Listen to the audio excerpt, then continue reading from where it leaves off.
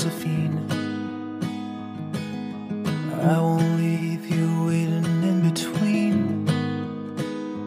And the cigarette you bummed from me is almost burning out. You suck it till your fingers burn and then you throw it on the ground. Bienvenue sur le podcast Les enfants vont bien.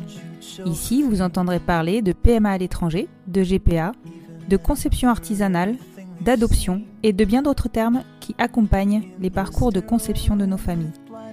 Vous entendrez aussi et surtout des familles homoparentales, monoparentales par choix ou de fait, adoptantes, nous raconter leur parcours extraordinaire au sens littéral du terme, vers la parentalité.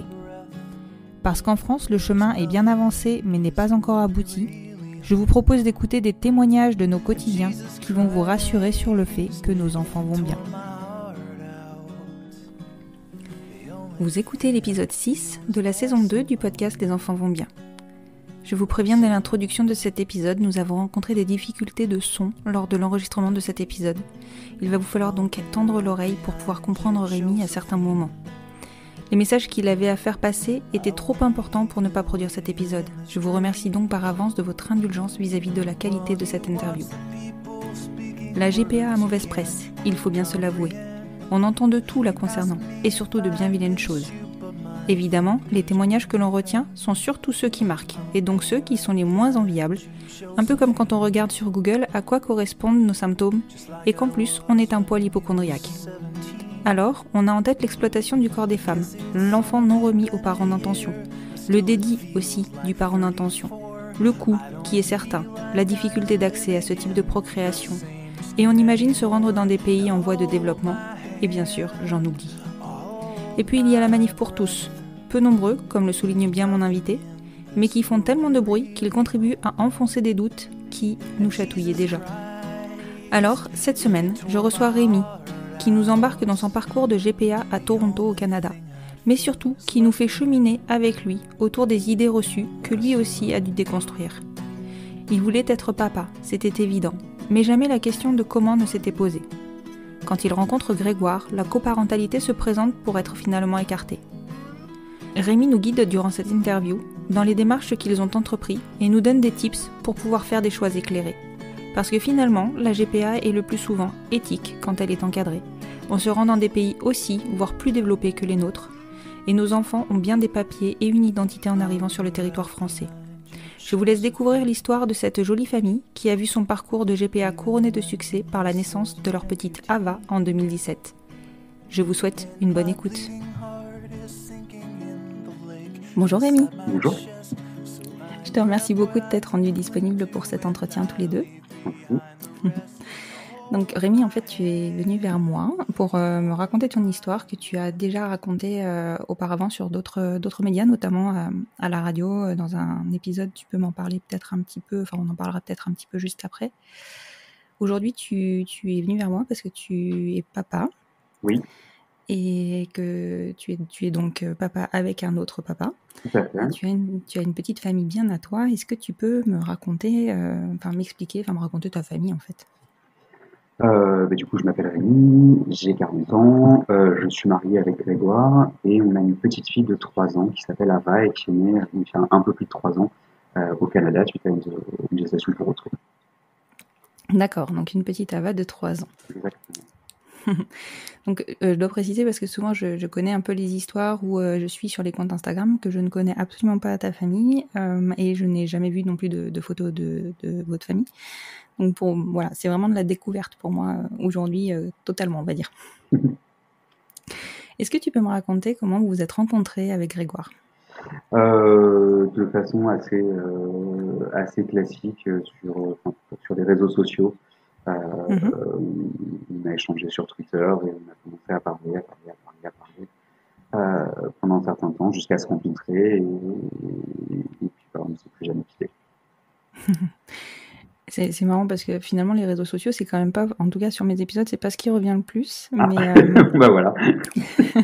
Mais effectivement ça reste une façon très classique de se rencontrer. Tu l'as rencontré en quelle année Grégoire ? Je l'ai rencontré en 2013. En 2013, d'accord. Donc juste avant ou pendant les débats sur la loi du Euh, mariage pour tous? ouais, plus ou moins pendant. Enfin, ça avait déjà commencé puisque, alors, je le connaissais pas personnellement, mais à la première manif qui avait eu lieu, je l'ai aperçu, on se connaissait pas encore vraiment, donc effectivement, c'était pendant les débats. D'accord, ok. Et du coup, c'est à ce moment-là que tu l'as aperçu, non pas pour la première fois, sinon tu n'aurais pas pu le C'est ça. repérer. Je connaissais son existence. Tu connaissais son existence, d'accord. Et donc, du coup, tu me dis, vous vous êtes plus jamais quittés, c'est-à-dire que vous avez tout de suite emménagé ensemble Non, ou non, non, vous non, avez non, pris un peu de ça temps? a pris du temps. Ça a pris du temps parce qu'on voulait. Enfin, on était déjà, je veux dire, âgés, je sais pas vrai, mais on était déjà des vraies grandes personnes, et on avait bien installé chacun de notre côté. Et du coup, Mhm, on voulait attendre d'avoir vraiment envie d'habiter ensemble, d'être sûr de ce qu'on faisait euh, et pas se précipiter. Donc mhm, on a quand même, enfin, en fait, c'était un peu ridicule financièrement parce qu'on passait notre temps ensemble mhm. et qu'on payait de loyer pour rien, mais on a mis un petit peu de temps. Je crois qu'on a emménagé ensemble en fin 2014 de mémoire. D'accord, oui, donc vous avez pris un petit peu de Ouais, temps, un petit peu. effectivement. Bon, après, effectivement, quand on est déjà bien installé dans la vie, C'est ça, il faut aussi rompre nos habitudes. exactement. Ok. Et vous avez dès le départ parlé de ce projet de parentalité ou c'est venu petit à petit? Bah, assez rapidement parce que, bah, comme tu l'as souligné, en fait, on s'est rencontrés pendant les débats sur le mariage pour tous, ce qui fait que on avait quand même, on était quand même plutôt disposés à aborder ces problématiques et ces questions qu'on se posait sans doute moins avant, j'imagine. En tout cas, moi, je ne les ai pas posées pareil avant. Mhm, Et je sais que très très rapidement, même je crois de mémoire avant même qu'on soit réellement en couple, euh, on a discuté de nos désirs de parentalité et de se rendre compte qu'on avait tous les deux, sur le principe et dans nos rêves les plus fous, envie d'avoir des enfants. mhm. Donc on en a parlé au début de façon un peu improbable de ce qu'on aimerait si jamais c'était vraiment possible, mais ça n'était pas. Donc on en a parlé ouais, une fois, mais très longtemps. Et puis après, effectivement, c'est revenu un peu plus tard, euh, sachant que Grégoire avait initialement un projet de coparentalité qui était plus ou moins en route D'accord. quand on s'est connus, euh, auquel je me suis greffé sans me greffer et qui n'a pas tout à fait marché, et tant mieux. Et après voilà, on a parlé, on a essayé de voir d'autres moyens de pouvoir concrétiser notre souhait d'avoir des enfants. Et du coup, Grégoire avait donc déjà un projet de parentalité, en fait. Il était engagé dans quelque chose. Oui, alors engagé, c'est un bien grand mot, mais il y avait un projet effectivement avec une connaissance à lui Mhm. euh, pour le cas échéant faire une coparentalité qui a capoté. D'accord. Et quand toi, tu réfléchissais à avoir des enfants, Mhm. tu t'étais projeté dans une technique où tu savais juste que foncièrement, tu aurais des enfants, enfin fondamentalement, pardon, tu aurais des enfants, Bah, je sais, et sans te poser de questions? je pense que ouais, je me posais pas forcément beaucoup de questions. C'est vrai que à ce moment-là, enfin, jusqu'au moment, enfin, je pense qu'on en parlera un petit peu plus tard, mais jusqu'au moment où Mhm. on s'est vraiment tourné vers la GTA et qu'on s'est vraiment renseigné, etc., c'était quelque chose qui était plutôt inabordable pour moi, enfin, de ce que j'imaginais. Donc c'est vrai que j'avais pas du tout pensé, anticipé, conçu l'éventualité d'une GTA.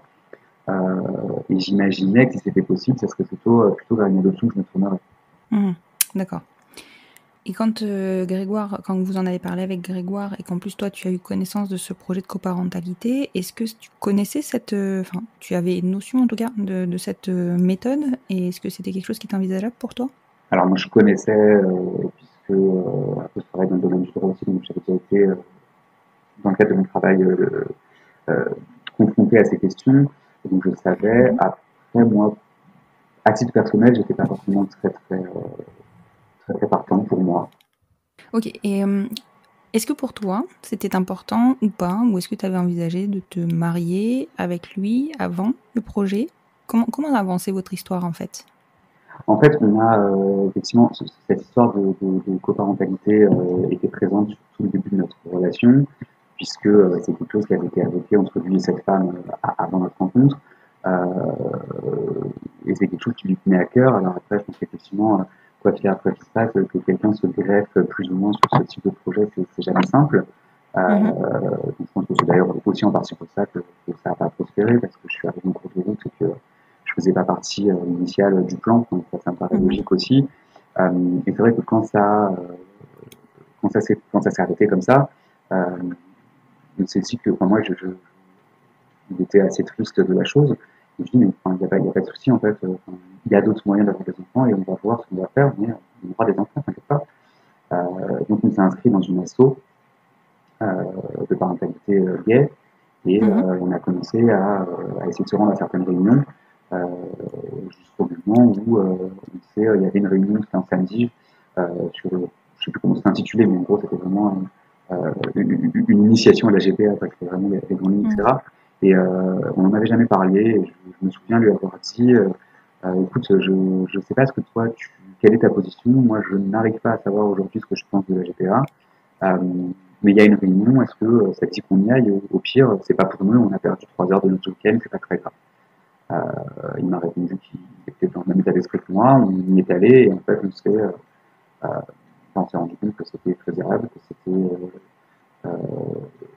que finalement ça correspondait, ça semblait correspondre à ce qu'on voulait pour notre famille, notre histoire.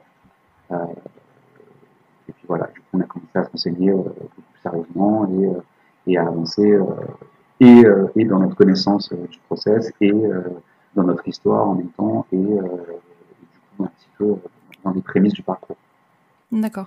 Parce que c'est vrai que c'est intéressant ce que tu dis parce que souvent, je pense que d'un avis extérieur ou d'un œil extérieur, on a l'impression que dans les couples gays, la GPA, elle est complètement intégrée dans les possibilités et que finalement, c'est acté. Enfin, tu vois, toi, Ouais, tu me dis, et je trouve ça hyper intéressant, qu'il faut, toi aussi, enfin, que vous aussi, vous avez eu besoin d'avoir un cheminement pour savoir ce que vous en pensiez, si éthiquement ça vous convenait, si, même financièrement, finalement, oui, ça vous c'est ça. convenait. Bah oui, déjà, enfin, déjà, moi je connais pas mal de garçons gays qui sont soit opposés, soit pas vraiment pour la GTA. Mhm. Et après, au-delà de ça, alors je pense que, je te parle de ça, c'était pas il y a 50 ans, mais c'était il y a encore quelques années, et je pense que les choses ont quand même beaucoup évolué ces 3-4 dernières années, et que, Mhm. alors c'est peut-être parce que j'ai baigné dedans aussi, j'en sais rien, et ma vie est viciée, je sais pas, mais en tout cas, je sais qu'à l'époque, j'avais pas une connaissance euh, poussée du sujet. Et tu parles de l'éthique, effectivement. Je connaissais pas les différentes options qui se présentaient à nous. J'avais jamais, j'avais que en fait ce qu'on nous mettait en avant, les détracteurs de la GPA, en somme, Ouais, voilà. et l'idée que c'était atrocement cher et totalement infaisable. Donc en fait, voilà, mes images, j'exagère un peu, mais c'est un peu ça. De toute façon, c'est inabordable financièrement et on exploite une femme sans réfléchir à ce qui va se passer pour elle après. Voilà, c'était en Ouais. gros les images que j'avais. Je schématise un petit peu. Sinon, je serais pas allé à cette réunion. Sinon. Oui, finalement, les détracteurs de la GPA arrivent très bien à nous faire passer des discours, enfin, des discours qui, enfin, ou en tout cas des idées reçues. Ils arrivent à nous conditionner. Oui, et qui restent parce que si on s'intéresse pas plus que ça à la question, on entend, enfin, finalement, quand on réfléchit, quand on regarde un peu avec précision, la manif pour tous, ils sont pas si nombreux que ça, ils font pas tant d'actions que ça, mais ils sont extrêmement médiatisés, donc effectivement, ça reste, C'est ça. et les autres courants qui ont un peu plus de réflexion, ou qui reflètent plus la réalité, sont pas spécialement mis en lumière et ça part pas sur eux. Donc c'est vrai qu'on a cette image et ce Ouais, discours qui reste et qui est latent et c'est la seule chose qu'on entend en fait. Donc, quand on s'intéresse pas à la question.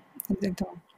Donc là, vous avancez tranquillement sur votre process. Tu te souviens en quelle année c'était quand vous avez été à cette réunion?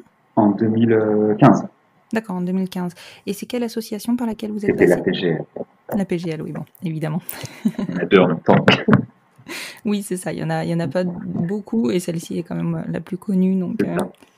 d'accord. On a été à cette réunion et après cette réunion, on a commencé à se renseigner, donc déjà par nous-mêmes. Mhm. Et on a eu vent d'une association américaine cette fois qui s'appelle Men Having Babies, euh, Mhm.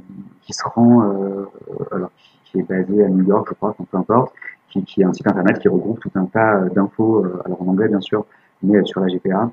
Mhm. Il y a des forums, il parle des agences principalement américaines évidemment, Oui. mais enfin, c'est vraiment un site alors, c'est un peu mercantile parce que c'est américain et que la concurrence entre les agences là-bas est féroce parce qu'il y en a beaucoup, mais, Oui. ça permet de faire quelque chose, d'avoir une image assez large. et ils se déplacent en Europe une fois par an pour Mhm. faire, alors j'ai jamais trouvé de mot mieux que ça, parce que c'est pas très joli et pas facile, mais une espèce de salon, quoi, où il y a un certain nombre d'agences et de cliniques qui se déplacent, mais il y a aussi des Mhm. intervenants et des témoins qui sont là. Et donc ils étaient, D'accord. alors, je pense que c'était au mois de mai 2013, 2015, il y avait ce fameux regroupement à Bruxelles, euh, Bruxelles, d'accord. et qui tombait le week-end de notre anniversaire. Donc on s'est dit de rencontre, on C'est dit un allez, signe. c'est ça, c'est un signe, on va se payer un bel hôtel, on va aller passer le week-end à Bruxelles, et en même temps on va à cet À ce événement congrès. pour Mhm. voir un peu ce qui en sort, et voilà. Et c'est vrai que je pense que ça a été le l'événement qui nous a fait vraiment switcher et se dire bah, évidemment que c'est ça qu'on veut, euh, et notamment parce qu'il y avait des mères porteuses qui étaient là, qui racontaient leur histoire. Alors, avec le recul, il est évident que de toute façon, ça doit mal se passer pour certaines mères porteuses qui le vivent mal, parce que c'est quelque chose d'humain, donc forcément, ça se passe pas pareil pour tout le monde. Il est Mhm. évident que celle qu'ils avaient invitée, c'est que ça se passait bien, qu'elle avait un score positif, mais sur le moment, c'est pas tout à fait son histoire, on dit, c'est génial. Enfin voilà, et elle était assez, elle avait beaucoup de recul sur la situation. Elle expliquait vraiment son ressenti, vraiment, voilà, euh, après, c'est un discours qui est un peu rodé, mais voilà, ce qu'on pouvait reprocher au process et ce qu'elle allait répondre à ça, etc. Et c'était, en fait, ça C'était nous a rassurant. fait. Ouais, c'était rassurant de voir qu'une femme qui effectivement avait porté l'enfant de quelqu'un d'autre était là, de nous raconter comment elle l'avait fait, était vraiment hyper heureuse de l'avoir fait, épanouie et de nous expliquer comment et pourquoi euh, nous, Européens braqués, ça lui posait aucun problème moral de le faire. Mhm. Donc, Ouais, c'est intéressant de connaître. Alors, je ne savais pas, hein. Je savais que certaines agences avaient des points en France, enfin des ouais. points d'accueil en France. Mais un congrès comme ça, je pense qu'effectivement, c'est. Bah, c'est à peu près tous les ans, parce que je sais que enfin, moi j'ai des amis qui sont retournés à Bruxelles cette année, Mhm. dans le même cadre, euh, et ça permet du coup, parce que de mémoire, il y a toutes ces interventions, donc il y a des parents qui témoignent le matin, en fait c'est plein de témoignages, donc de parents, de mères porteuses, je pense que les associations parlent un petit peu également. Après, et après, il y a effectivement, on peut rencontrer, il y a pas mal d'agences et de cliniques qui sont là, ils ont des stands et on peut les rencontrer, parler avec eux, poser des questions. Et l'après-midi, il y a des petits ateliers où on peut s'inscrire pour avoir alors c'est des entretiens groupés, et après on peut avoir des entretiens individuels, des entretiens groupés avec certains intervenants qui présentent un peu plus leur fonctionnement, leur projet, etc. pour voir ce qu'il en est. Donc c'est vrai que c'est assez intéressant et ça permet de, outre le fait de rencontrer réellement, physiquement des professionnels qui pourront nous aider après, c'est pas la même chose qu'un site internet. Euh, Ça permet d'avoir aussi une offre qui est assez fournie devant soi et on peut comparer un peu et rencontrer des gens aussi pour parler de notre projet, ce qui est plutôt rassurant et intéressant à ce Ouais. moment. En fait, ça te permet de faire des choix vraiment éclairés et en plus de prendre des contacts finalement. Exactement, et de savoir. Alors nous, ça nous a plus affirmé parce qu'on avait déjà un peu avancé dans le cheminement et on savait qu'on souhaitait, enfin, on pensait qu'on voulait se diriger vers le Canada et ça nous a effectivement convaincus qu'on avait fait les bons choix et qu'on voulait rester au Canada et pas aller aux États-Unis. D'accord. Parce que là, pardonne-moi, il faut que tu me le remémores. C'était les États-Unis qui organisaient le congrès. Ouais, ouais, c'est une D'accord. association américaine. Il y avait en revanche, il y avait une agence canadienne, pas Ah celle oui, avec d'accord. Ils avaient laquelle quand on est même passé. combien les concurrents. Exactement. Il y avait aussi une. Pas celle avec qui on est passé, mais il y en avait une quand même. D'accord, ok. Ok. Et qu'est-ce qui t'a donc fait confirmer que, enfin, qu'est-ce qui vous a confirmé que tu souhaitais passer plutôt par le Canada que par les États-Unis, à part le côté mercantile qu'on connaît quand même? Bah, déjà, pour le coup, enfin, moi, enfin, nous, on est tous les deux d'accord là-dessus. Le côté mercantile, alors surtout après être passé à ce congrès où il y avait des petits spots publicitaires de chaque agence, etc. Enfin, c'était vraiment. Du commerce, Après, quoi. ouais, je trouve ça très joli. Après, je comprends et je comprends aussi qu'on a envie d'aller de se tourner vers les États-Unis parce que c'est plus sécurisant, parce que c'est tellement professionnel au final Oui, c'est ça. que c'est sur des rails et que tout va bien. À l'inverse, moi, ce côté mercantile pour ce projet-là me dérangeait, enfin, nous dérangeait. Et, euh, et c'est vrai que le côté un peu plus, alors je sais que c'est en train de changer parce qu'il y a de plus en plus d'agences qui ouvrent au Canada. À l'époque, il n'y en avait que deux et demi. Euh, C'était un côté un peu plus familial, Mhm. alors qui était effectivement, on en avait par la suite, qui était peut-être un peu moins rassurant sur le cadre, mais le soutien, je sais pas comment dire, pendant tout le process, mais en tout cas, qui nous correspondait mieux pendant pour le début. Et au Canada, les mères porteuses sont simplement défrayées. Elles sont pas Mhm. rémunérées, donc on se disait aussi que sans doute elles faisaient peut-être ça pour des meilleures raisons. Enfin, encore une fois, je généralise alors que c'est pas le cas, hein. Il y a plein de mères porteuses américaines qui font ça pour très bonnes raisons. Mais là, on avait l'assurance que c'était pas pour la patte du gain qu'elles le faisaient, parce que c'était simplement défrayer leurs frais.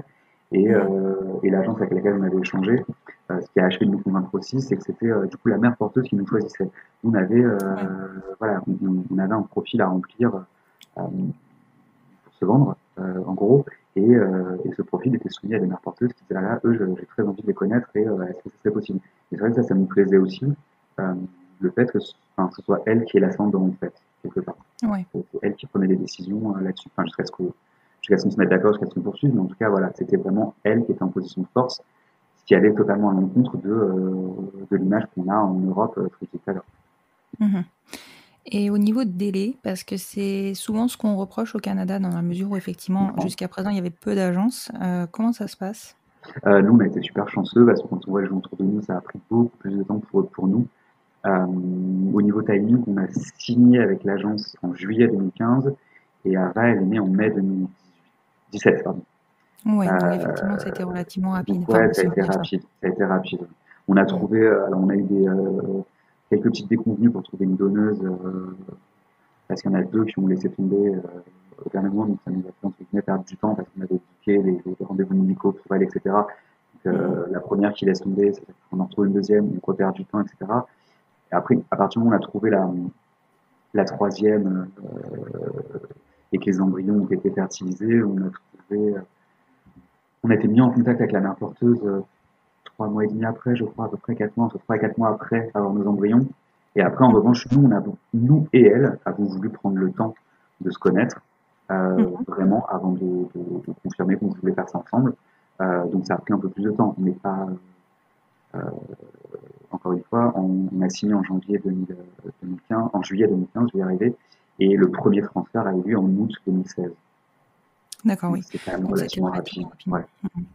Et au niveau, alors on va revenir un petit peu en arrière dans le process. Donc tu me dis que vous n'êtes pas passé par l'agence que tu as rencontrée sur le fameux congrès de Ouais. Bruxelles. Euh, je vais pas te demander le pourquoi parce que ça c'est propre à chacun, je pense. Mais comment tu as fait la recherche? Enfin, comment vous avez envisagé d'aller vers une autre agence et quels ont été vos critères en fait? En fait, on s'était renseigné sur un peu toutes les destinations possibles à l'époque. Et on avait vu, parce qu'après c'est pareil sur la PGL, il y a des forums de discussion, donc on avait des discussions, on avait des infos par ce biais-là aussi, Mhm. et on avait non, on avait échangé avec les deux agences canadiennes, euh, et du coup, enfin, la façon de fonctionner de l'autre agence ne nous convenait pas forcément. Euh, D'accord. enfin, voilà, c'était le retour qu'on avait eu, on n'a pas forcément accroché avec la dirigeante de l'agence. D'accord. Oui, bon, ça c'est clair que c'est une question de personnalité, c'est vraiment propre à chacun. Oui. Exactement. Et c'est très important d'être en confiance dans ce genre de démarche, donc il ne faut pas hésiter à... Ouais, c'est quelque chose qui est assez particulier, on a le bout du monde, c'est pas dans notre langue. C'est vrai que si de base on n'est pas forcément absolument en confiance, je pense que c'est compliqué. Ouais. Et d'ailleurs, tu évoques un point que je n'ai d'ailleurs jamais abordé, je crois. C'est vrai que souvent, c'est pas dans notre langue. Est-ce que les agences ont des interprètes ou des personnes qui sont bilingues pour... Enfin, oui, Il y a, bilingues dans... il y a certaines agences, oui, la nôtre non par exemple. Je D'accord. sais que l'autre agence canadienne à l'époque, la dirigeante parlait français. Mhm. Je sais qu'il y a certaines agences aux États-Unis qui ont des Français qui bossent avec eux, Ouais, c'est le cas. ce qui est plutôt pas mal. Euh, mais pas tous, vraiment pas tous. Enfin, moi, je sais qu'il y avait personne qui parlait français à l'agence. Ouais, c'est vrai que ça reste un des freins aussi à lever. Bah, pour certains, je pense, ouais, effectivement, Ouais.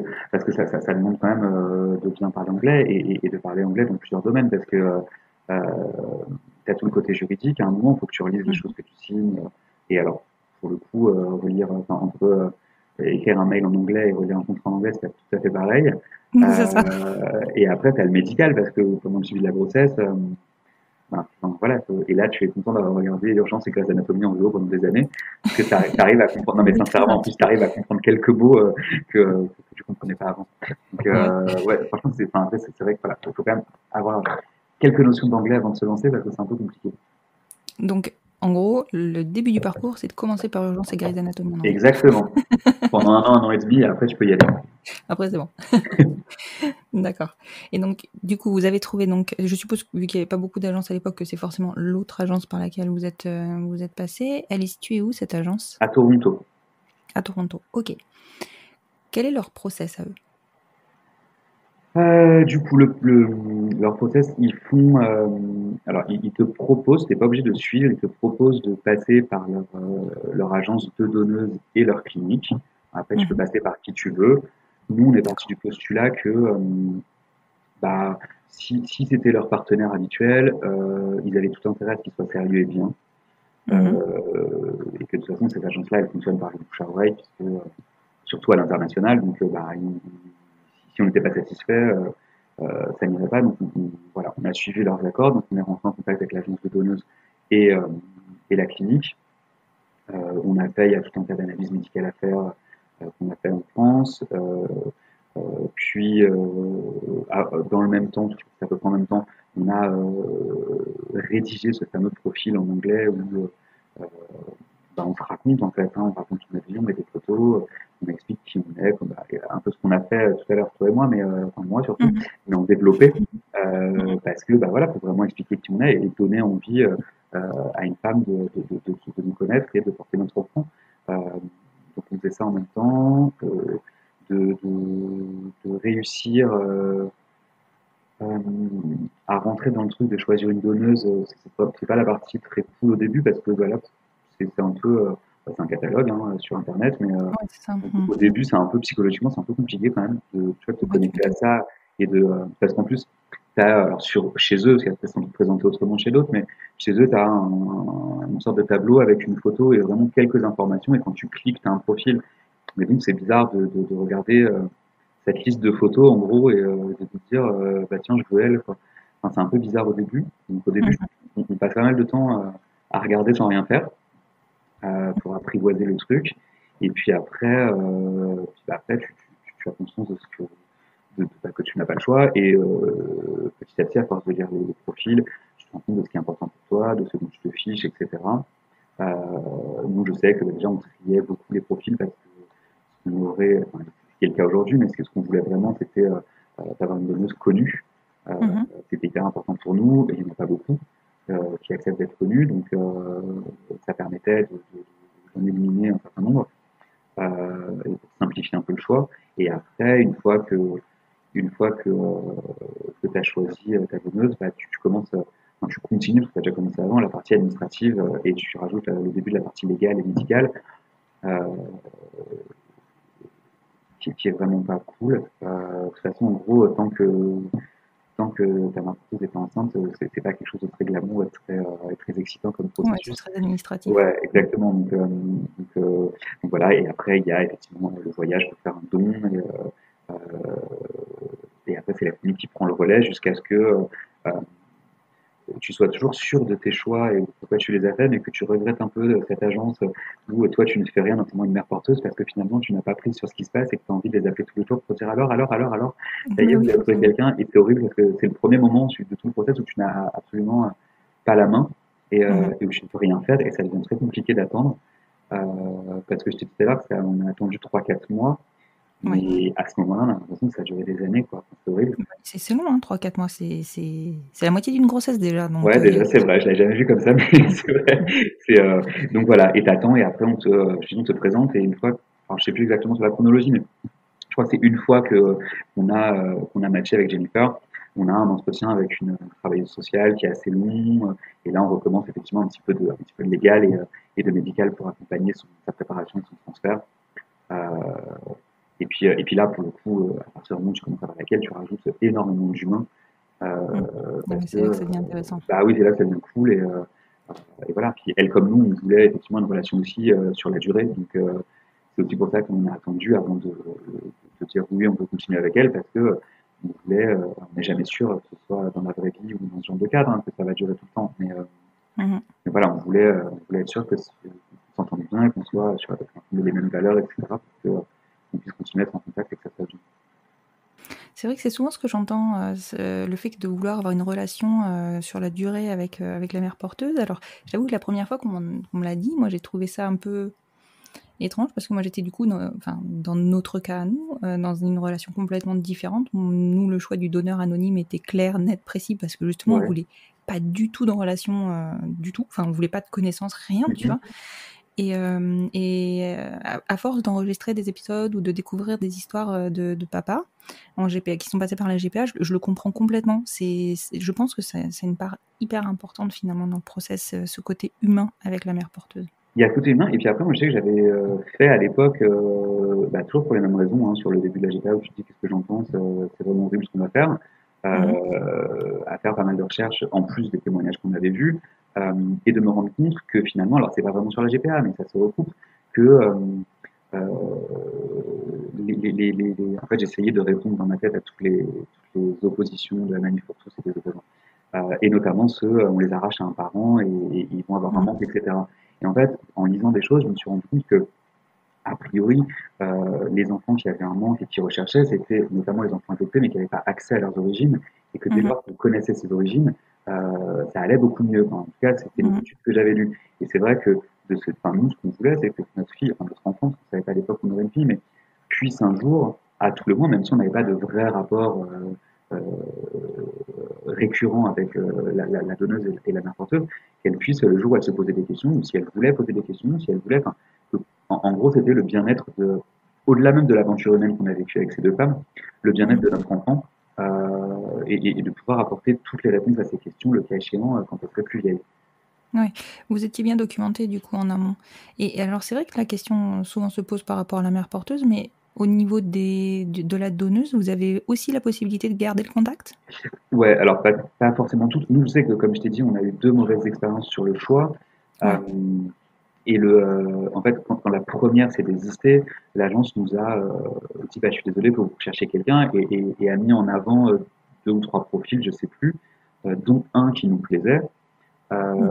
Mais alors, là, pour le coup, c'est très moche, mais on nous dit que c'est bien de choisir les donneuses les plus jeunes possibles parce elles ont plus d'ovules en général lors des dons. Elles sont plus fertiles. C'est ça. Et en fait, cette jeune fille qui nous avait proposé, qui nous plaisait bien, était un petit peu vieille puisqu'elle avait, je crois, 25 ans. Oui, Et ça va, elle avec était le pas encore recul, c'était un périmée. peu ridicule. Mais en tout cas, elle était plus vieille que d'autres. On se disait, et en fait, elle avait déjà fait plusieurs dons. Elle donnait de moins en moins, enfin, elle donnait de moins en moins d'ovules à chaque fois. Et on se disait, mais mince, comme elle est encore vieillie, est-ce qu'elle va donner, etc. Donc en fait, on l'a pas retenue. On en a choisi une autre. Et quand l'autre s'est redésisté, on a redit, ben voilà, est-ce que vous pouvez nous conseiller, enfin nous proposer d'autres profils? Et on nous a remis celui-ci. Euh, et on s'est dit, allez, mince, c'est pas grave. De toute façon, elle nous plaît depuis le début, enfin son profil nous plaît, et puis c'est pas grave, on verra, allez. Et faut se fier à son instinct, on avait dit qu'on l'aimait bien et c'était juste ça qui nous prenait. Et en fait, quand on l'a choisi, on a dit à l'agence, bah, écoutez, voilà, c'est elle. La fille de l'agence nous a répondu, écoutez, ok, je vois avec elle si ça va, si elle est disponible et qu'elle peut faire un cycle maintenant. Euh, En revanche, je dois vous prévenir que je la connais, elle va vouloir vous parler, elle va vouloir vous connaître, est-ce que ça vous dérange? Je dis, non, clairement non, au contraire. Et, euh, et du coup, on est toujours en contact. Le hasard a fait que notre donneuse et notre porteuse habitent dans la même ville. Euh, Ah oui, c'est un super hasard ça. c'est un super hasard, qui n'est pas non plus une ville immense, que donc elles voulaient être connues, que elles sont très différentes, mais hyper chaleureuses toutes les deux. Et pour te dire, quand on est retourné au Canada, quand Ava avait 1 an et demi, en Mhm. vacances, pour les voir, et donc la donneuse avait organisé la date de son mariage pour qu'on soit là. On a Ah des oui, relations ah ouais, ouais. hyper proches, on s'écrit, elle Ouais. nous envoie des colis avec des cadeaux pour nos filles. On fait des Skype plus ou moins réguliers, c'est un peu dur. Mais avec les deux, on s'écrit, on a des nouvelles très régulières. Ouais, effectivement, c'est hyper convivial comme relation. Enfin, Ouais. honnêtement, je trouve ça génial. Mais aussi, en plus, on connaît depuis le tout début, depuis qu'on y est allé la première fois, on connaît leur famille tous les deux. Voilà, pour le coup, on a vraiment l'impression de faire partie d'une autre famille de l'autre côté de l'Atlantique.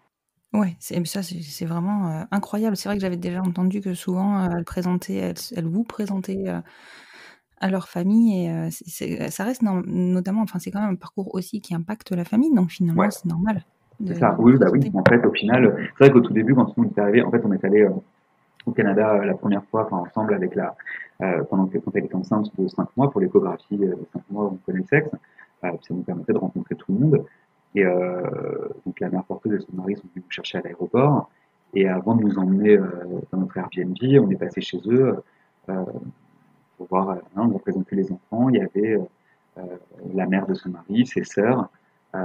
Et sur le coup, nous, bon, outre le fait qu'il y avait 6 heures de décalage horaire et 8 heures de vol, on était un peu décontenancé de se dire, bah, en fait, on vient d'arriver, il y a toute la famille, c'est comme ça. Et au final, c'est vrai que c'est des décisions, surtout la mère porteuse, la donneuse un peu moins, ça impacte effectivement toute sa vie, toute sa famille. Ouais, clairement. Et c'est fréquent ces problèmes, entre guillemets, un problème de désistement des donneuses? Parce que, ben, 2 consécutifs, c'est quand même pas de chance, quoi. On a demandé à notre contact à l'agence qui nous expliquait que ça arrivait parce que c'est pas du tout les mêmes process de recrutement que les mères porteuses.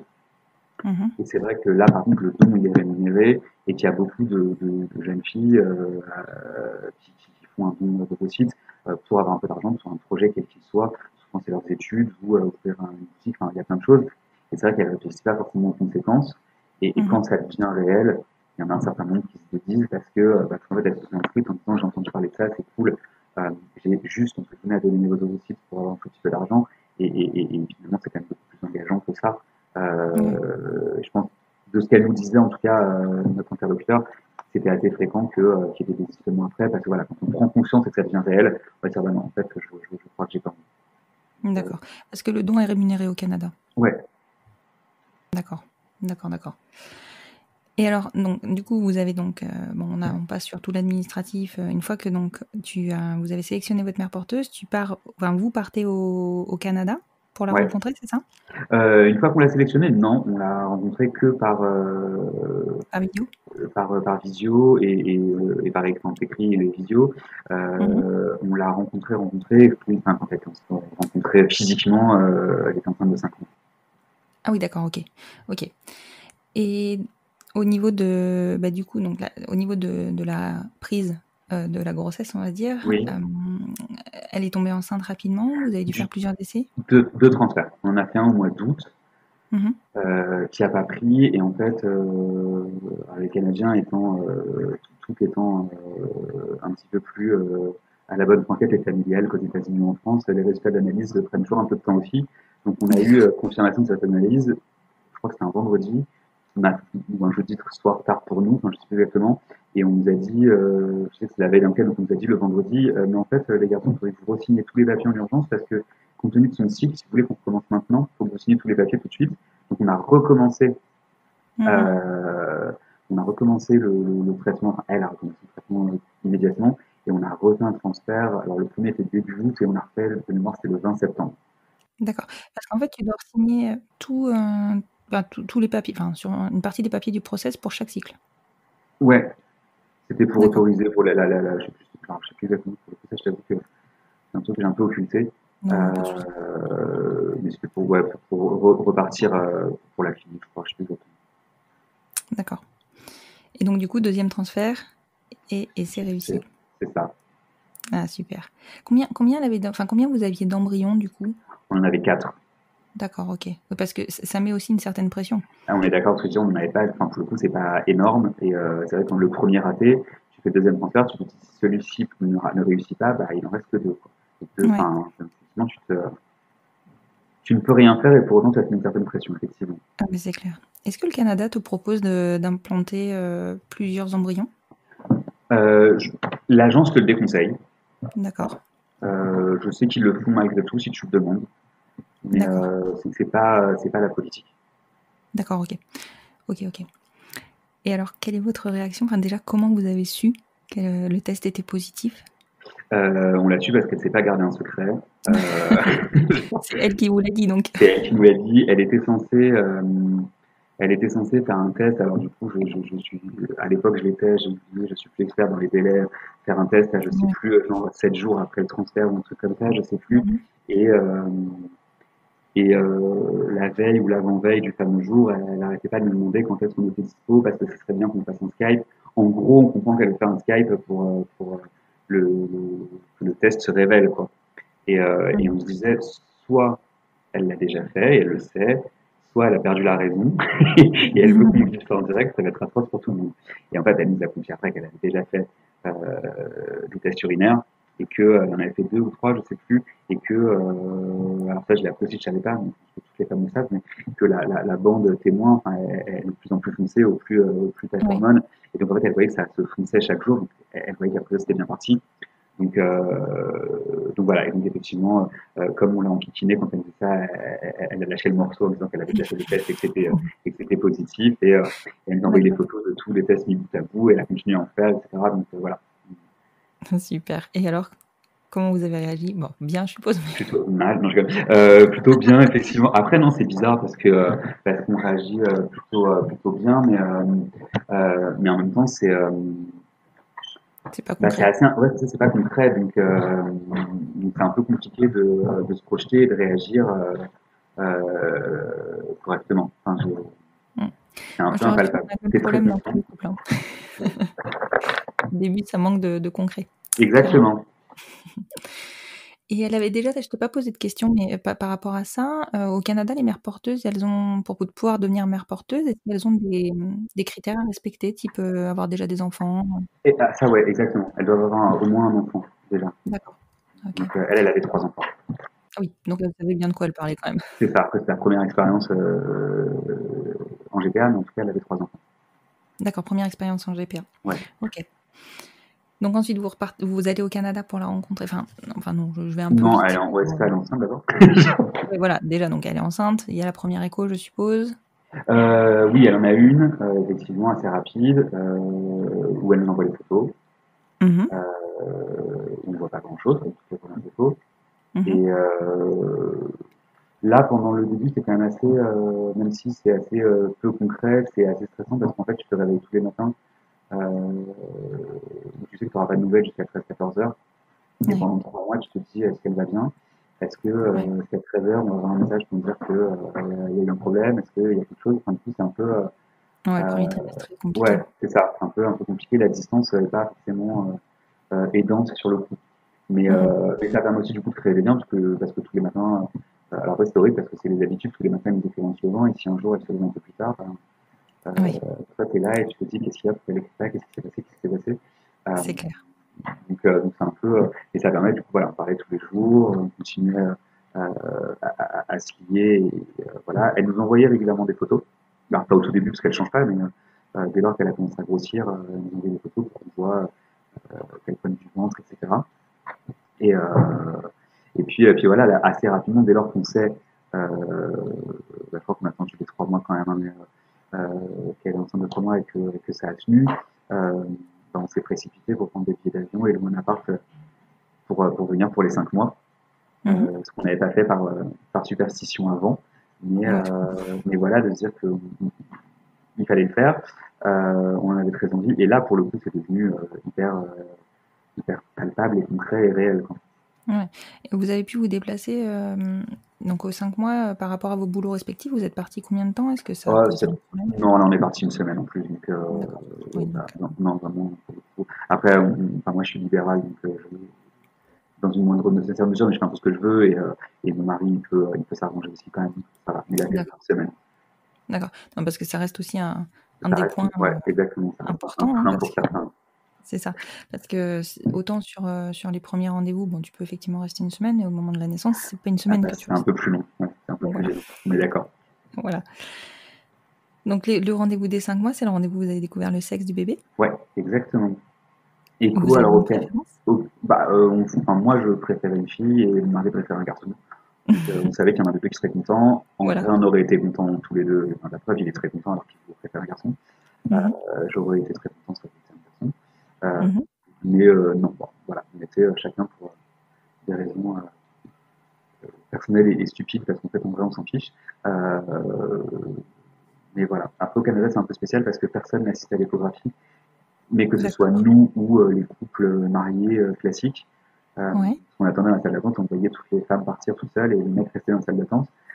Et à la fin, ils viennent vous chercher. Donc en fait, en plus, l'échographie des 5 mois, elle est quand même super longue. Ouais. On reste un temps fou dans cette salle sans savoir ce qui se passe, en se disant s'il n'y a pas un problème, etc. Enfin, c'est un peu, là aussi, c'est un peu stressant. Euh, Mhm. on finit par venir nous chercher en disant voilà. Et là, du coup, le, euh, la personne qui fait, enfin, le technicien fait, nous montre qu'elle peut le bébé, mais rapidement, et on nous demande si on veut le sexe et essaie de nous le remontrer brièvement. Et voilà, donc ça va très vite. Oui, oui, du coup, ouais, c'est hyper rapide, je me C'est doute. ça. Donc une petite fille Une petite prévue, fille, exactement. donc tu devais être très content. C'est ça. Donc l'après-midi, on est sortis, on a été tous les trois avec la mère porteuse acheter des vêtements. D'accord. Ok, bah oui, en même temps, c'est souvent ce qu'on fait après cette échographie-là. Ça, elle nous avait dit qu'elle voulait nous offrir des trucs quand tu donc elle était très contente, elle était très contente d'acheter, d'être avec nous pour la. Donc, du coup, voilà, c'était la journée pour nous. Ah, c'est chouette, c'est chouette. Et donc, bon, il faut repartir, hein, puisque il y a un moment où vous Ça, ne pouviez c'était pas un peu rester au Canada. compliqué. Voilà, je me doute. Je nous revois en larmes à l'aéroport en disant que on quittait, euh, on quittait notre bébé, qui était famille du coup, mais Ouais. et Oui, que oui, oui. c'était horrible qu'on voulait rester, etc. Après, là, tu te dis, tu fais une raison, tu te dis finalement, il reste pas tant de temps que ça. Ouais. Donc, Non, mais c'est sûr qu'après les 4 mois suivants, ils passent hyper vite, hein. ouais, après pour nous, il faut passer encore plus vite parce qu'à 32 semaines d'aménorrhée, donc à 7 mois, Ouais. Jennifer, sa mère porteuse, nous a appelé pour nous dire qu'elle était un samedi, pour nous dire qu'elle était hospitalisée et qu'elle avait un souci. Et c'est là que tu regrettes les pavillons de termes médicaux. Euh, faut essayer de Oui, comprendre ce qui tu se passe. m'étonnes. Parce que pendant qu'elle te parle, tu tapes des trucs sur Google en même temps. Tu tombes sur des trucs atroces avec un demi-mot que tu as compris. Donc c'est assez C'est ça, horrible. avec les images et tout. Ouais, c'est C'est clair. atroce. En plus, il y avait une C'est sage-femme clair. qui parlait un peu français et qui se sentait hyper excitée de parler français parce qu'elle parlait pas français en vrai. On va dire, mais tais-toi, reparle anglais s'il te plaît parce que c'est pire en anglais, en français, alors arrête. On veut juste savoir ce qui se passe. Donc, au final, c'était quelque chose qui était, alors, pour la mère porteuse, qui n'était pas grave, qui pouvait être grave pour le bébé. Et enfin, elle avait un suivi plusieurs fois par semaine. En gros, le truc, c'est que si ça c'était à surveiller et que si ça stagnait ou ça empirait, il fallait déclencher la tout de suite. Donc, on savait D'accord, qu'à ok. partir de 2 semaines, bah, on pouvait tous les jours, on recommençait, tu sais, le réveil à regarder ton téléphone depuis le réveil. Et puis du coup, pour vous, ça précipitait les choses. Exactement, parce qu'on savait que de toute façon, les médecins nous ont dit que quoi qu'il arrive, quoi qu'il se passe, on n'irait pas au terme de la grossesse, c'était évident. Donc, Mmh. D'accord. Comment vous avez géré ça? Ouais. très bien. Ouais, parce que c'est vrai que du coup, faut anticiper un déplacement éventuel en fait. Bah, en fait, nous, alors, comme on est très ordonné et que pareil, c'est quand même c'est un processus qui coûte quand même très cher. On avait, en fait, elle arrêtait pas, enfin, c'est drôle parce qu'elle s'en est beaucoup voulu, la rapporteuse, d'avoir ce problème médical, alors que bah, elle n'y est pour rien, la pauvre. Parce qu'en fait, elle arrêtait pas de nous dire depuis les tout premiers jours que son plus grand talent dans la vie, c'était d'être enceinte, qu'elle faisait ça merveilleusement bien, qu'elle n'avait jamais eu aucun problème, qu'elle accouchait en claquant des doigts, ce qui était vrai, Mmh. quasiment le jour du terme à chaque fois, enfin, que voilà, qu'en gros, Ouais, c'était elle rassurant. était, ouais, c'était son truc, quoi. Donc, nous, on avait réservé, comme des bons petits élèves, nos vols, etc. Enfin, pour venir, on avait déjà tout réservé, du coup. Je crois qu'on Mmh. arrivait une semaine avant l'accouchement, enfin, la date prévue, en se disant, bon, bah, voilà, a Mmh. priori, ça devrait être bon, tout va bien. Donc, bah, il a fallu faire un combat, mais sans pouvoir faire quoi que ce soit, parce qu'en fait, tu sais que tu n'iras pas au terme de la grossesse, donc tu sais pas quand ça sera. Donc, Ah oui. tu peux pas non plus, enfin, tu peux quand même pas prévoir, puisque ça peut être tous les jours, quoi. Donc, Bah oui, bien sûr. c'est un peu compliqué. Et au final, son traitement fonctionnait, ça s'est stabilisé, et du coup, on nous avait dit que, a priori, elle serait déclenchée entre la 36e et la 37e semaine. Donc Mmh. on avait prévu, du coup, il fallait qu'on prévoit un moment ou un autre, euh, de partir la veille de la 36e semaine. D'accord. D'accord. Et elle a finalement tenu jusqu'à 36 semaines? Le jour de la 37. Ah, Une impeccable. semaine et un jour après notre arrivée, ça a été déclenché. Parfait. Parfait. On a eu le temps de se remettre du calage horaire et de se promener un peu et de profiter d'elle très très grosse jusqu'à la fin d'une semaine. C'est ça, c'est ça. Et alors, comment ça se passe un accouchement avec une mère porteuse au Canada?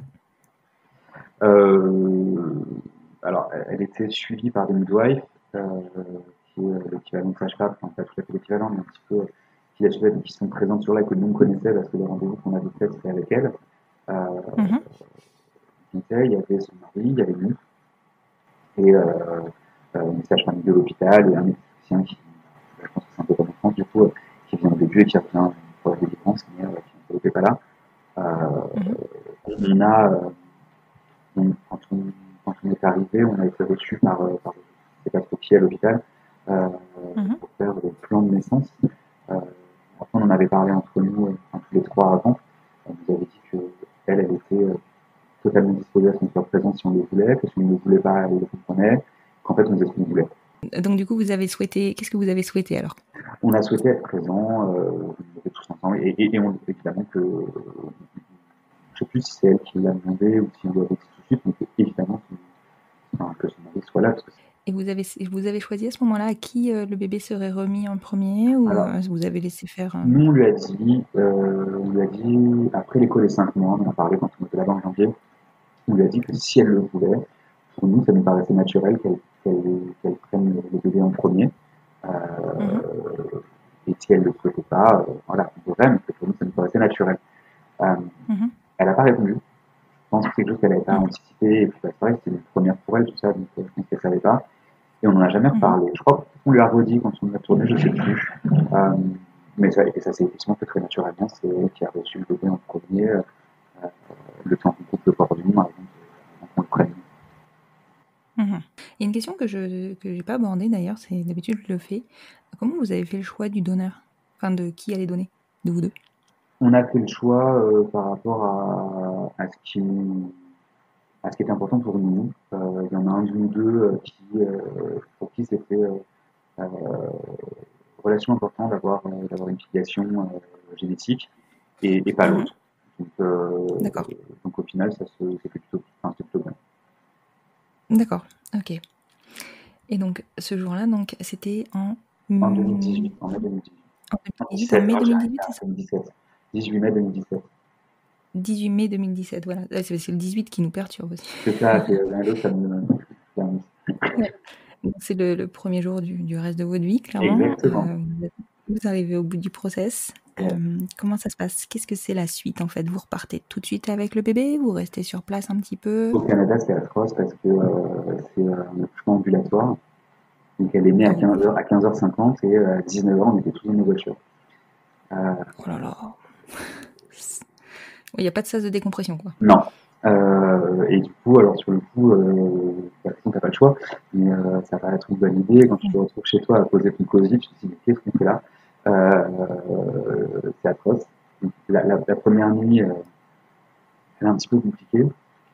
D'autant qu'on te Mhm. remet une page entière de recommandations et de choses auxquelles faire attention, et notamment aux arrêts respiratoires. Oui, Euh, c'est rassurant. Ça, on t'explique qu'un bébé, ça peut arrêter de respirer pendant 10, 20, 30 secondes, que c'est pas grave du tout, mais qu'il faut quand même faire attention de la 30 secondes. Je me souviens qu'il mettait entre parenthèses, et c'est très long, euh, qu'il n'ait pas les lèvres bleues, mais enfin, c'est hyper long. Et du coup, voilà, quand tu passes ton temps, alors je pense que si tu es à la maternité, tu fais un peu ça aussi, hein, mais tu passes ton temps à la regarder et à voir ce qui se passe. Euh, donc c'est très très long. Mais finalement, il est C'est clair. ressorti en bon état le lendemain matin. Et c'est un premier succès. Euh, Voilà. et après, bah ouais, bah, tu t'y mets petit à petit. Euh, Au début, bah, en plus, comme elle était suivie par ses midwives, en fait, tu as des rendez-vous Mhm. à J+1, J+3, J+5, enfin, tu as certains rendez-vous. Et en fait, du coup, on avait la sage-femme qui venait, nous joignait la France tous les jours pour faire des visios avec les grands-parents et des proches Bah oui, forcément. qui devenaient Mhm. fous de ne pas pouvoir la voir, qui Mhm. attendaient. Et puis, bah, voilà, et t'attends après d'avoir des papiers pour rentrer. Et ça prend un délai de combien de temps? En gros, c'est quoi ce qu'on vous Alors, préconise comme... ça peut être un peu plus rapide, mais ça a pris quasiment 4 semaines pile, parce qu'on est parti à 4 semaines après sa naissance. En fait, les dispositions légales avaient changé pendant la grossesse, et en fait, on ne pouvait plus, on était obligé d'attendre 7 jours entre la naissance, après la naissance, pour pouvoir déclarer la naissance et faire les papiers. En fait, la mère porteuse n'avait rien le droit de signer pendant 7 jours. Donc, en fait, au bout de 7 jours, c'est vrai qu'après les travail, on s'est un peu laissé partir, donc on va nous aider. Et c'est vrai qu'on s'est retrouvé un peu seul face aux papiers. Mhm. Et on nous a mal renseigné, c'est qu'on a tout envoyé. Et on nous a rappelé pour dire, l'état civil nous rappelle pour dire non, ça va pas, il faut refaire parce qu'il y a ça qui va pas. Nous, on se dit ok, Mhm. puis tu sais, on est français, donc on se dit, bah, au pire, si ça m'embêtant, on prendra la voiture, on a la rapporter. Et puis, bah, Mhm. on a été sur Google Maps et l'Ontario, c'est très très grand. Donc, en fait, là où on envoyait les papiers, c'était à 24 heures de route. Donc, on s'est dit que Oh non, la vache. on n'allait pas y aller. Oui, c'est clair. Il fallait qu'on se débrouille autrement, donc on a tout refait. Donc là, t'es content quand même d'être proche parce que c'est vrai que t'as beau parler anglais, etc. Enfin, c'est pas ta culture. Donc c'est vrai que là, pour le coup, la donneuse nous a vachement aidé parce qu'elle passait des coups de fil avec sa sœur pour nous à l'administration.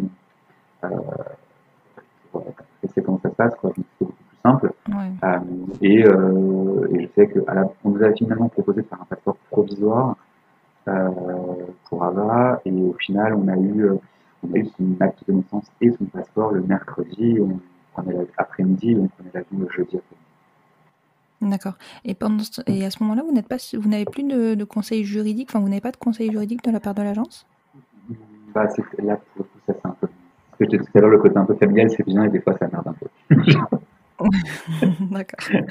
Et du coup, tu me disais que c'était la mère pardon, que c'était la donneuse qui vous avait aidé. Vous Ouais. l'avez informée, prévenue de la naissance de la petite? Ah, mais elle est venue la voir dès qu'on est rentré chez nous à 19h, à 21h, elle était là. Oh, c'est génial. Donc, pour C'est le coup, on vraiment est très génial. proches, hein. Un peu. Aujourd'hui, vous avez encore des contacts fréquents Ouais. ou Oui. réguliers avec les Euh, deux? beaucoup moins fréquent qu'avant, ça c'est sûr. Euh, Mhm.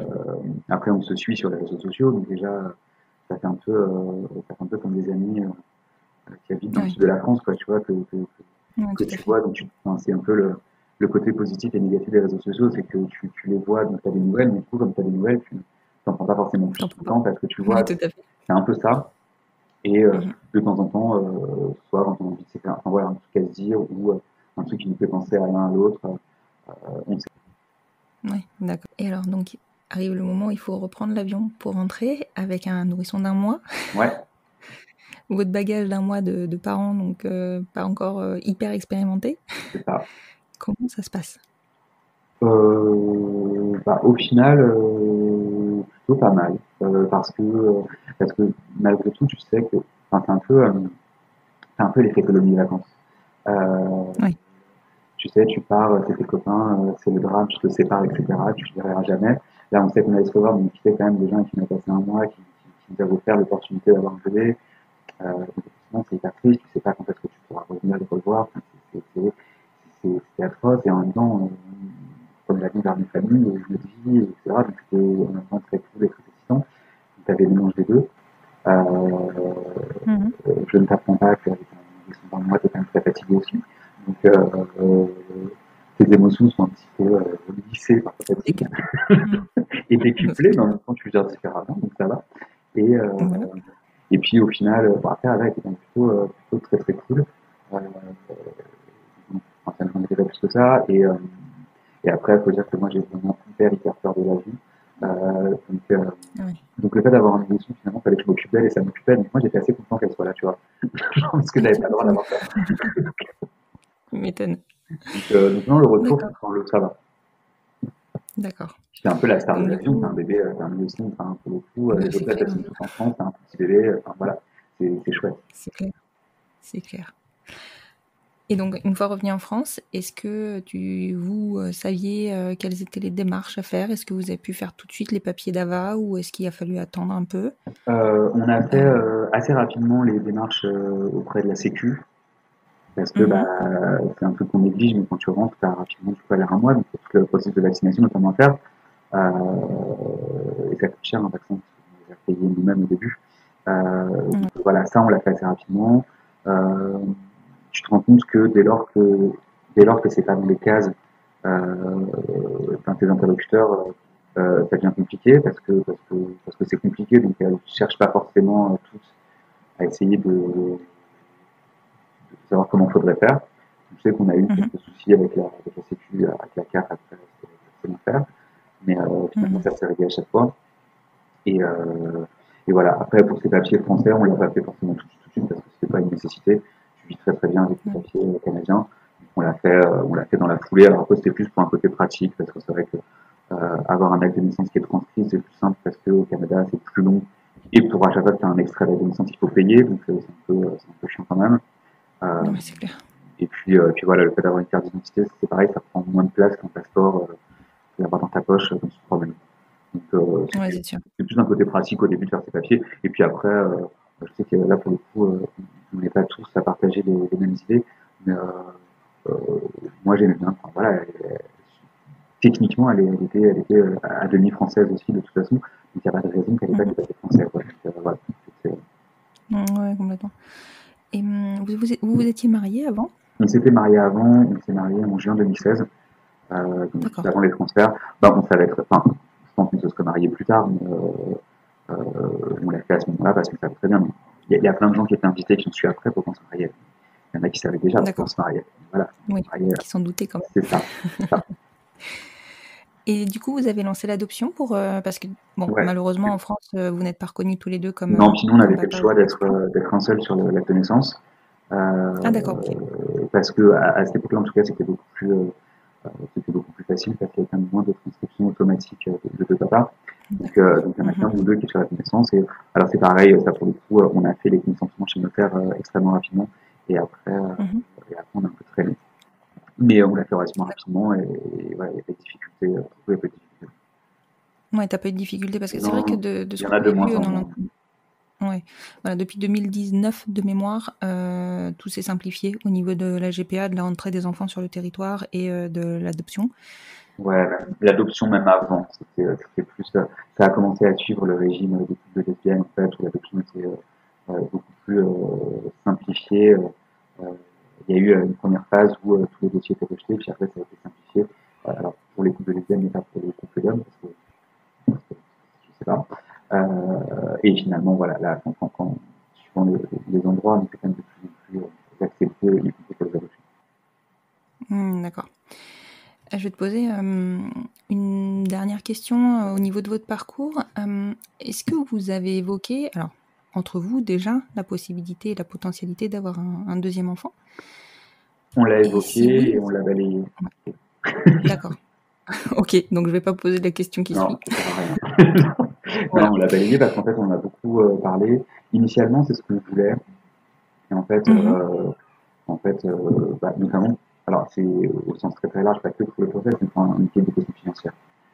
Y compris pour le Bah process, mais oui, pour oui. la vie qui suit après. Quoi. On habite Ah à ouais, bien sûr. Paris et on a beaucoup réfléchi à se dire est-ce que, on ne sait pas quel sera notre niveau de vie dans 1 an, 2 ans, 10 ans. Est-ce qu'on préfère prendre le risque de se priver et de pas forcément pouvoir offrir à nos enfants ce qu'on aimerait leur offrir, ou est-ce qu'on a un seul enfant et voilà, on peut lui Ah oui, offrir ce qui se plus de comprend. choses et que ce soit au niveau de enfin, son quotidien, ses études, etc. Donc on s'est dit Mhm. que si on changeait d'avis, on verrait en même temps. Oui, voilà, oui, c'est clair. Et au niveau financier, justement, on n'a pas non plus abordé ce côté-là. Est-ce que tu as une idée de l'enveloppe globale, du coût de votre GPA? Alors en tout, ça nous a coûté aux alentours de 60 000 euros. D'accord. Le Ce qui est process, pas les une petite somme. voyages, c'est pas une petite somme, mais par exemple, c'était beaucoup moins cher qu'un process aux États-Unis. Ah, mais carrément.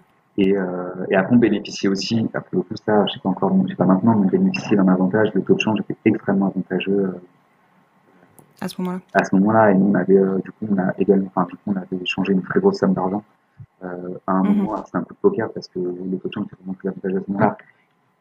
Oui. Et Ouais. on s'est dit, on va le faire. Et effectivement, on a bien fait de le faire parce qu'on vérifiait et on a fait au meilleur moment, on ne savait rien. Mais ça nous a vachement aidé aussi. Enfin, Ouais, c'est vrai qu'il faut aussi réfléchir à ça, c'est clair. C'est clair. Enfin, je t'ai déjà dit que c'était la dernière question. Je pense à ça. Au niveau, est-ce que les agences te proposent un financement ou toi, tu dois passer par ton financement, enfin, tu dois trouver un financement de ton côté? pas du tout. Enfin, nous, il y a peut-être des endroits où ils le font, nous, pas du tout. D'accord. Donc, du coup, vous avez dû trouver votre financement tout seul. C'est oui, tout seul. Et je suppose qu'aller voir un banquier en lui Ouais, ouais. expliquant le motif de la demande de prêt, c'est pas simple. Ah non, Ouais. c'est ce qu'on appelle. Après, je sais que moi, j'avais une conseillère, enfin, ma conseillère qui était, alors c'était pas ma copine, hein, mais qui était plutôt open et j'ai fini par le Mhm. balancer pendant le rendez-vous, on en parlait parce que voilà. Et, euh, et mon mari, il avait même conseillé depuis très longtemps, euh, qu'il connaissait bien et il l'a dit très ouvertement. D'accord, ok. Et ça s'est plutôt bien passé. Et du coup, on a fait aucune après, le seul endroit où on a menti, c'est que, enfin, non, c'est pas nous d'ailleurs, enfin, on a Mhm. juste accepté le mensonge qui nous était proposé C'est parce que du coup, on a fait une hypothèque sur notre appart pour le prêt qu'on a souscrit pour le GBA.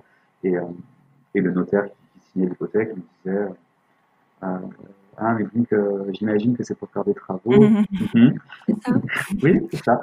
Et de nous faire un cours de droit sur les travaux d'amélioration de notre appartement. Voilà. Du coup, on a laissé déjà parce qu'on ne voulait pas se lancer là-dedans. Mais sinon, non. Enfin, et après, moi, je connais pas mal de gens qui ont parlé ouvertement à leur banquier. Alors, c'est vrai que si tu viens d'arriver dans une banque, je pense que c'est un peu Oui, voilà. Je pense que tout le monde n'est pas non plus ouvert de la même façon, mais bon. Non, en vrai de vrai, enfin, par contre, je pense que les gens dans la vraie vie, et pas dans les journaux, avec Amérique pour tout ça, je pense que les gens sont de plus en plus ouverts sur la question. Ouais. Je vais te poser les dernières questions celles que je pose habituellement en fin d'épisode. La première, c'est est-ce qu'un enfant peut être heureux avec deux papas? J'ai l'impression. Mon quotidien me fait dire que oui. Mon entourage aussi. Donc, c'est des questions c'est des questions que tu te poses un peu avant, que tu te poses après.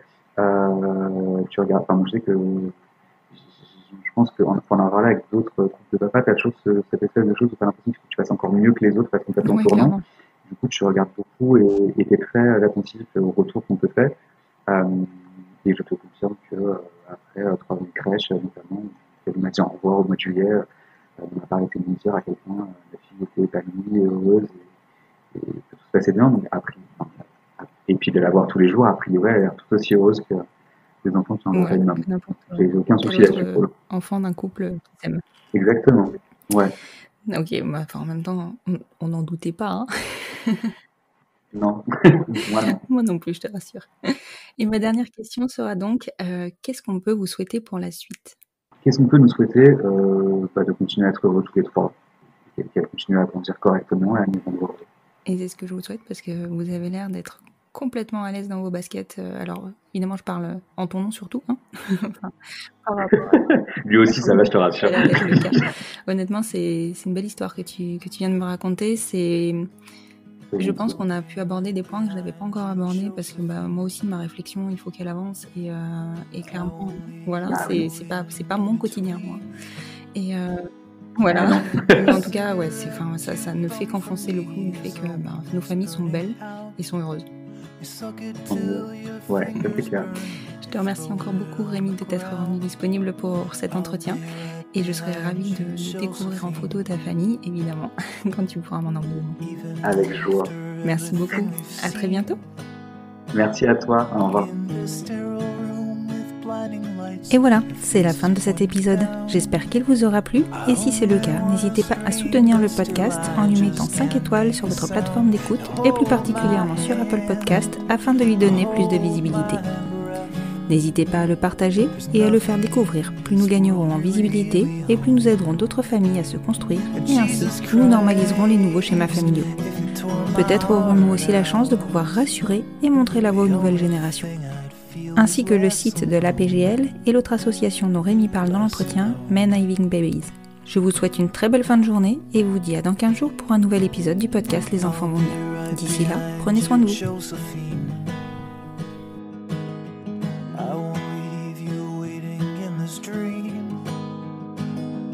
While you watch the people speaking words you can't quite comprehend.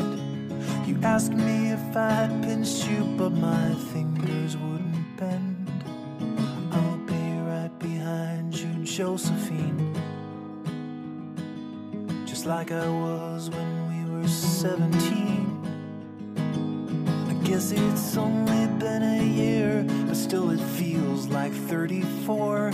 I don't feel like I am living in the same skin anymore. Now hold my hand, hold my breath. There's nothing in this world we really own. And Jesus Christ, if you tore my heart out, the only thing I'd feel is less alone, less alone.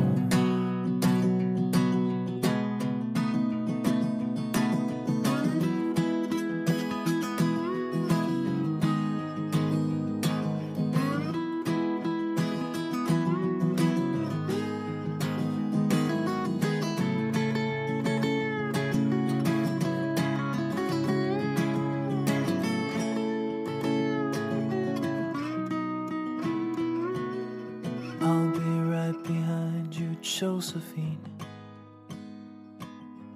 Even when my soul's an amputee, and my bleeding heart is sinking in the lake inside my chest. So I grab what I can cling to and I leave behind the rest. Now hold my hand, I'll hold my breath. There's nothing in this world we really own.